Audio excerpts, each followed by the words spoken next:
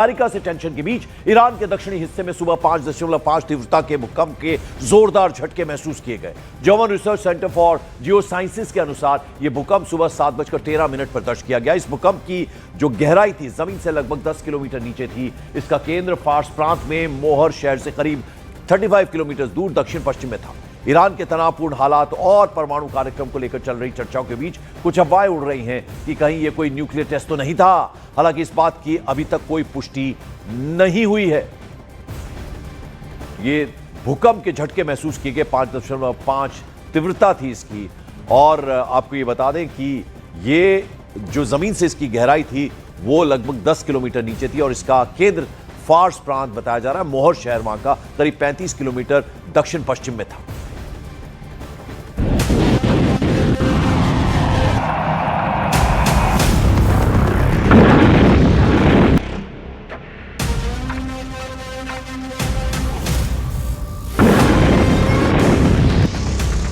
तैयारी पूरी, महायुद्ध की बारी, खामेनेई की ललकार, ट्रंप भी तैयार।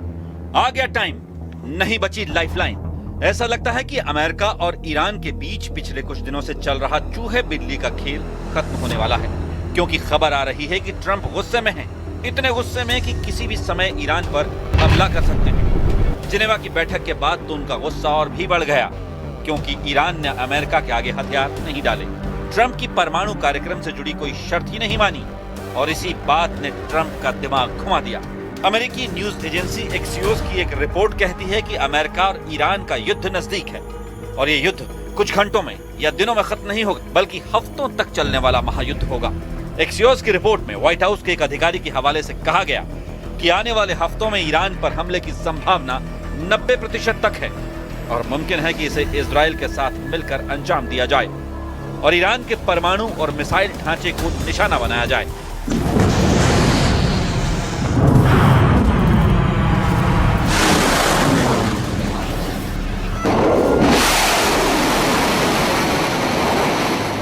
यानी ट्रंप की सुई उन शर्तों पर अटक गई जिन्हें ईरान ने न तो पहले माना था और न अब मानने को तैयार है। खबर है कि जिनेवा की बैठक में ईरान ने साफ कर दिया कि वो बैलिस्टिक मिसाइलों पर कोई बात नहीं करेगा, और ट्रंप चाहते थे कि उनके बारे में बात हो, मगर न खामेनेई के नुमाइंदे झुके और न ट्रंप अपनी शर्तों से पीछे हटे। नतीजा यह हुआ कि दुनिया एक और भयंकर जंग की दहलीज पर आकर खड़ी हो गई। अमेरिकी न्यूज एजेंसी एक्सियोस की रिपोर्ट देखकर तो ऐसा ही लगता है कि ट्रंप लंबी जंग लड़ने की तैयारी में है, वरना वो ईरान के नजदीक अपनी सेना के धुरंधरों को नहीं भेजते। We're dealing with radical Shia clerics. Okay, we're dealing with people who make geopolitical decisions on the basis of pure theology, and it's a complicated thing. I mean, no one's ever been able to do a successful deal with Iran. CBS news के हिसाब से तो Trump को उनके सुरक्षा सलाहकारों ने बताया है कि अमेरिकी सेना शनिवार को ही ईरान पर हमला कर सकती है। मामले से जुड़े सूत्रों का हवाला देते हुए रिपोर्ट में दावा किया गया कि अमेरिकी प्रशासन इसका फैसला इस वीकेंड के बाद ले सकता है। इस वजह से अमेरिका और ईरान की लड़ाई में बड़ी भूमिका निभाने के लिए तैयार बैठे इजराइल ने सावधानी बरतनी भी शुरू कर दी है। इजरायली रक्षा अधिकारियों ने चेतावनी दी है कि वो जंग के लिए तैयार हैं। उन्होंने यहां तक सुझाव दिया है कि स्थिति इतनी गंभीर है कि इजराइल से बाहर यात्रा करने के लिए 2 बार सोचना चाहिए।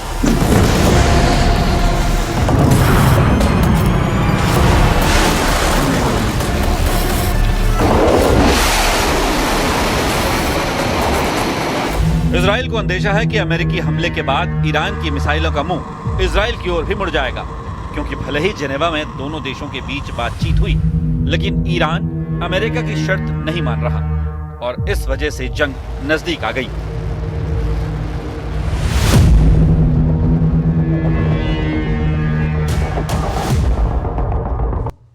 इस बीच अमेरिकी न्यूज एजेंसी एक्सियोस रिपोर्ट कह रही है कि पश्चिमी एशिया में अमेरिका की सेना की मौजूदगी काफी बड़ी हो चुकी है, क्योंकि अमेरिका के 2 एयरक्राफ्ट कैरियर, करीब 1 दर्जन जंगी जहाज ईरान के समंदर के नजदीक पहुंच चुके हैं। अलावा इसके सैकड़ों फाइटर जेट्स और कई एयर डिफेंस सिस्टम भी ईरान पर हमले के लिए पूरी तरह से तैनात कर दिए गए हैं। ओपन सोर्स ट्रैकिंग के मुताबिक 150 से ज्यादा कार्गो उड़ानें, हथियार और गोला बारूद लेकर पश्चिम एशिया के क्षेत्र में पहुंची है। साथ ही 50 से ज्यादा फाइटर जेट्स, जिनमें F-35, F-22 और F-16 शामिल हैं, मिडिल ईस्ट की ओर भेज दिए गए हैं। अमेरिका की आर्मी के पश्चिम एशिया में इस भारी जमावड़े ने दुनिया भर में यह डर, यह खौफ पैदा कर दिया है कि कभी भी एक बड़ा विनाशकारी युद्ध शुरू हो सकता है, जो कुछ दिनों में खत्म नहीं बल्कि कई हफ्तों तक चलने वाला है।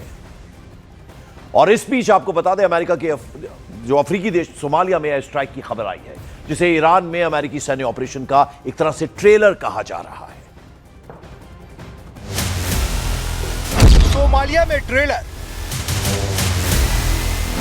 ईरान में पूरी पिक्चर। अमेरिकी सेना ने मचाया सोमालिया में गदर। ये ट्रेलर है। ट्रेलर इस बात का कि अमेरिका ईरान में भी इसी तरह घुसकर मारने की तैयारी कर रहा है। वो लगातार ईरान की घेराबंदी कर रहा है और इस बीच सोमालिया से अमेरिका की एयर स्ट्राइक की तस्वीरें सामने आई हैं, जहां ट्रंप की सेना आतंकी संगठन अल शबाब के पीछे हाथ धोकर पड़ी है।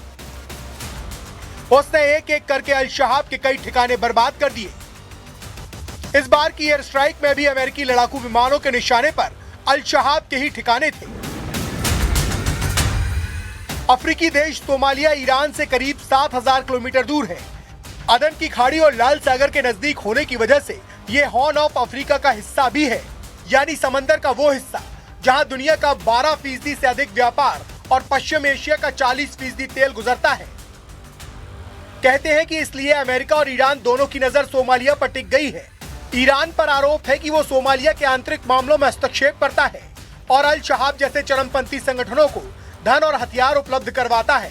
और अब अमेरिका के निशाने पर सोमालिया में अल शबाब के ठिकाने हैं, क्योंकि अमेरिकी सेना सोमालिया की सरकार के साथ मिलकर वहां अल शबाब से लड़ रही है। या यूं कहे कि पर्दे के पीछे से सोमालिया में ईरान और अमेरिका लड़ रहे हैं, क्योंकि सोमालिया में भी ईरान ने हूथी विद्रोही और हमास जैसे कट्टरपंथी संगठनों को फलने फूलने में मदद की, लेकिन अमेरिका उसी संगठन की जड़ें काट रहा है। लगातार सोमालिया में हवा से बम बरस रहे हैं। हाल ही में सोमालिया में जो एयर स्ट्राइक हुई, उससे ईरान और अमेरिका के बीच सुलगती आग में घी डाल दिया है। कहा गया कि अल शबाब के अंत के साथ अमेरिका ईरान में खामेनेई सरकार की बर्बादी की शुरुआत करेगा। ईरान से 7,000 किलोमीटर दूर से आई ये तस्वीरें खामेनेई के जनरलों की वार्निंग है। ये धमाका अमेरिका की ताकत की नुमाइश है। सुपर पावर दुश्मनों को कैसे मौत देता है, ये उसका बारूदी ट्रेलर है। धमाका अफ्रीकी महाद्वीप के सोमालिया में हो रहा है। आतंकी संगठन अल शबाब को ट्रंप के इशारे पर कुचला जा रहा है। दुनिया का सबसे खतरनाक देश इसी स्टाइल में ईरान को फोड़ने वाला है।